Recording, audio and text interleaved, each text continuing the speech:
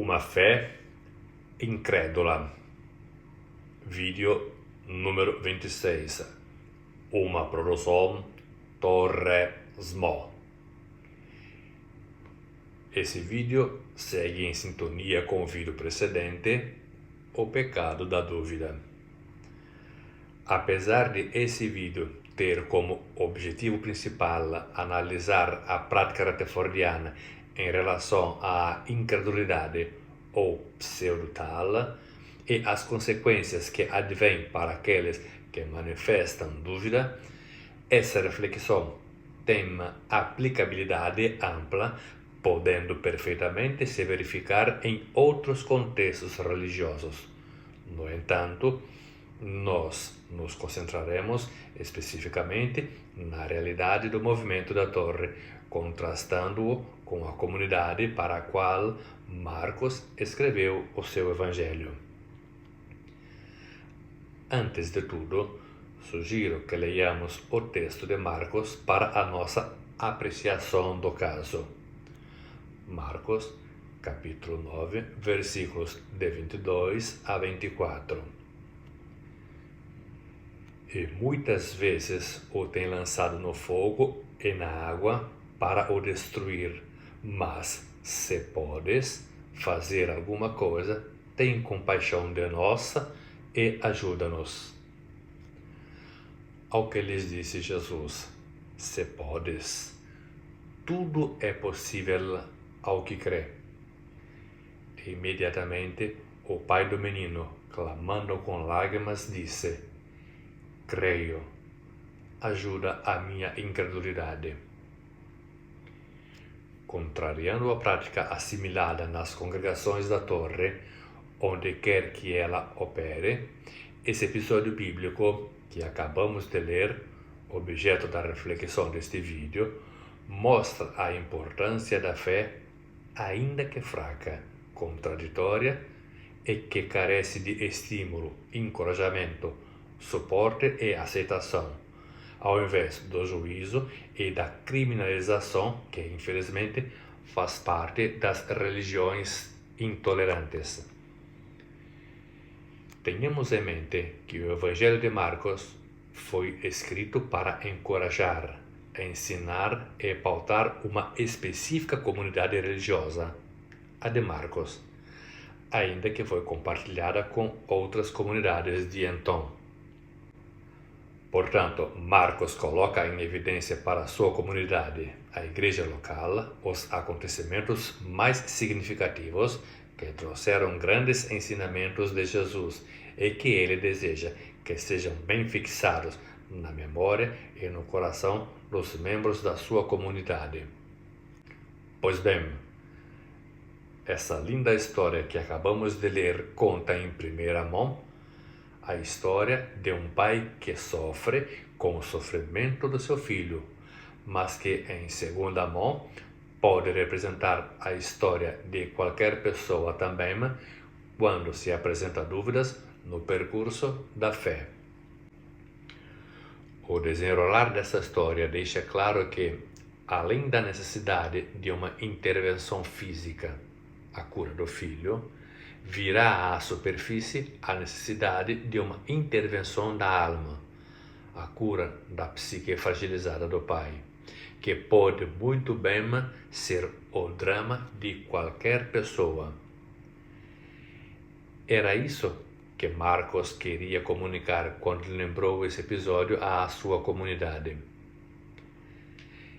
Esse episódio narrado começa a colocar em evidência o reconhecimento da fragilidade humana, uma realidade comunitária.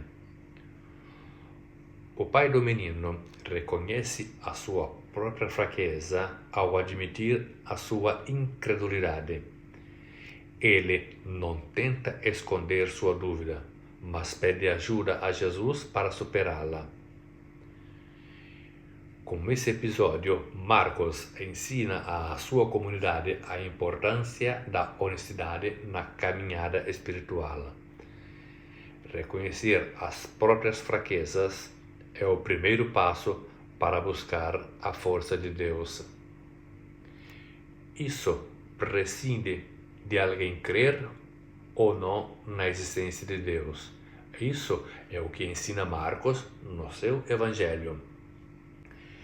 É preciso honestidade intelectual e histórica para discutir o que está escrito, a prescindir de achismos e dogmatismos pessoais. A declaração do homem, creio, ajuda a minha incredulidade, mostra que às vezes a fé e a dúvida podem coexistir sim.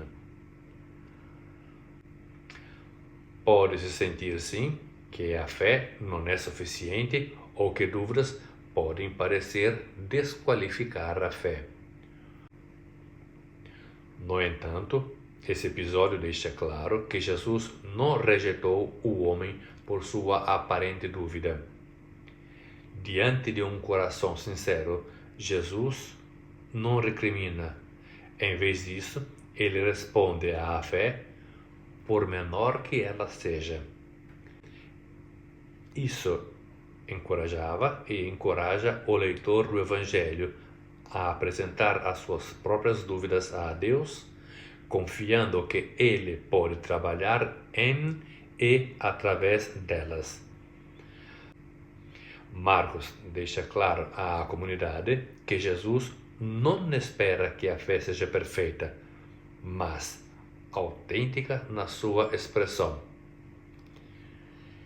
Essa fé fajuta a todo custo só para agradar a terceiros e evitar repreensões, deixemos com os adeptos da torre e religiões similares. As religiões pretendem que os seus asseclas não sejam sinceros, mas vivam a hipocrisia do vai tudo bem. Caso contrário, sala B à vista. Sala B. O terror e pesadelo de qualquer ratelfordiano que, para evitá-la, muitas vezes prefere encenar o País das Maravilhas. Ao contrário, em Marcos se descobre que Jesus responde à fé sincera, mesmo quando ela está misturada com dúvida. Isso mostra que Deus olha para o coração e a sinceridade do pedido. A graça de Deus é suficiente para sustentar até quando a fé se manifesta frágil. A súplica do Pai é, em essência, uma oração. Ele se dirige diretamente a Jesus, reconhecendo que Ele é a fonte de ajuda e cura. Isso destaca, aos que creem, obviamente, a importância de levar preocupações, dúvidas e pedidos diretamente a Deus através da oração. O que fez o pai do menino para Jesus era uma genuína súplica, mas para a torre teria sido um motivo para repreensão e talvez até expulsão. Este episódio lembra também a importância do apoio. Assim como Jesus ajudou o pai a superar a sua incredulidade, Marcos deixou esse testemunho escrito para que a comunidade, a igreja de Marcos, por assim dizer, acolhesse uma eventual fraqueza espiritual sem discriminação ou juízo. A igreja de Marcos era encorajada a apoiar os irmãos e irmãs na fé. Se se faz atenção à leitura do texto em análise, a oração tem no início uma súplica coletiva, compaixão de nós. Mas depois a oração passou a ser individual, ajuda a minha incredulidade. Não se pode ajudar a outrem a obterem aquilo que não se obteve ainda. Era esse o verdadeiro dilema daquele pai, e Jesus o encaminhou de forma tal que ele reconhecesse a sua necessidade. Quantas vezes, naquilo que os rutherfordianos chamam de adoração em família, ou nos supostos estudos de casa em casa, se tenta ensinar algo que ainda não se criou ou não se realizou na própria vida? Se vive uma relação desastrosa em família ou em comunidade, e se vai pelas estradas vendendo o que não se há, ou o que não se experimentou. Senhor, ajuda a minha incredulidade.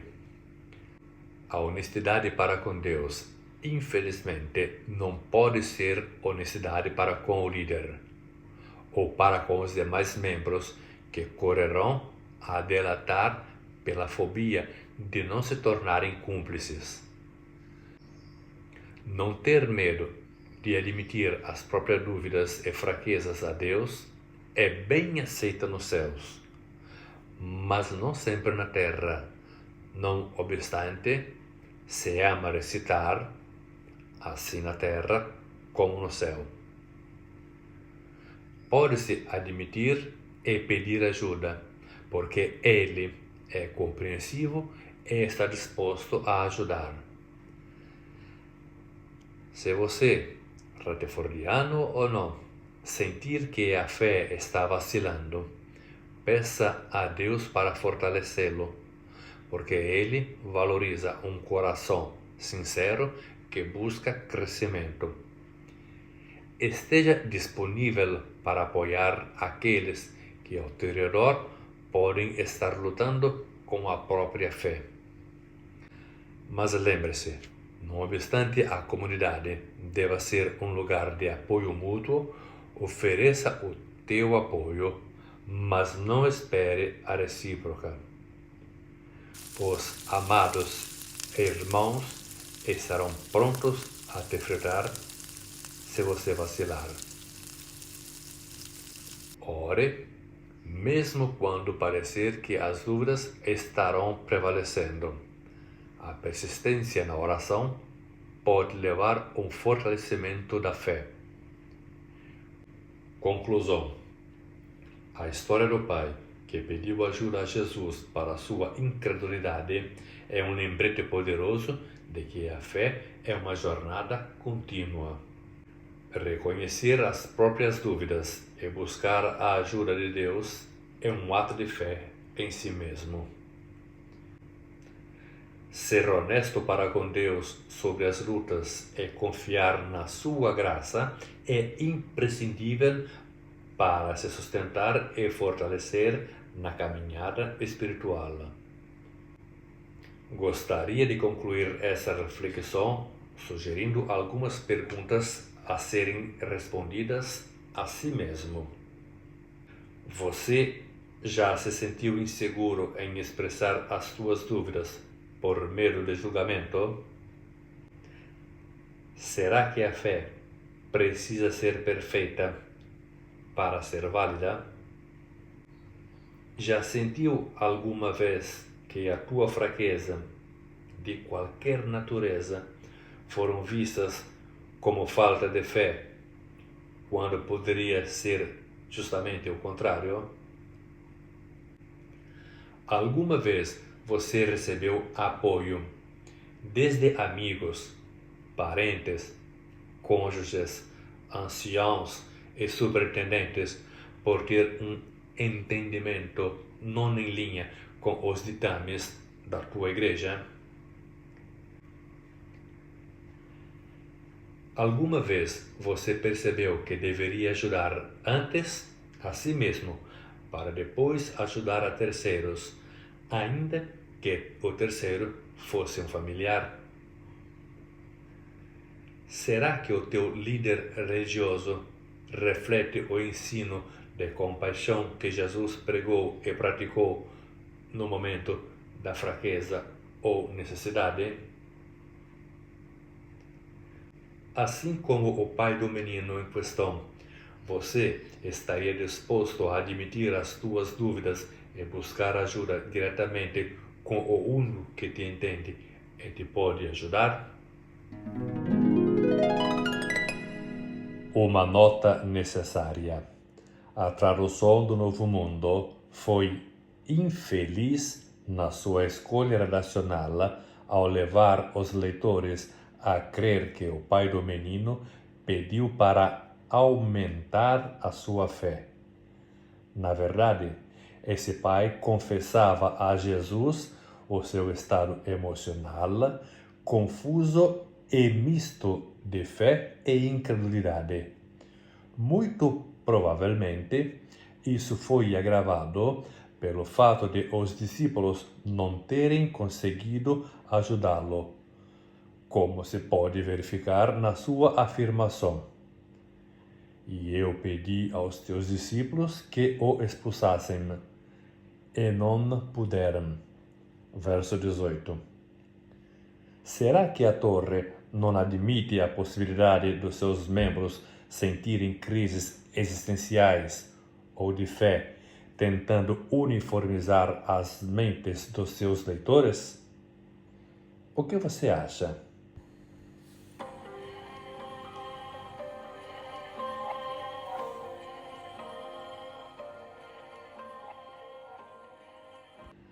A afirmação do pai do menino foi peremptória. Creio, não apenas tenho fé. E minha incredulidade, não apenas onde preciso de fé. Trata-se de honestidade editorial para com seus leitores.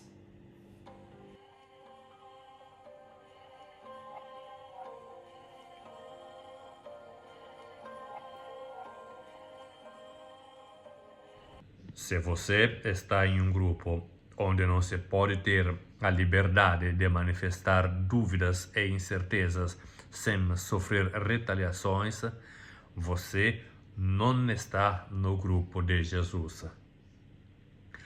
Pode até haver cristãos nesse grupo, sim, mas como grupo, como instituição, não está refletindo a igreja dos sonhos de Deus.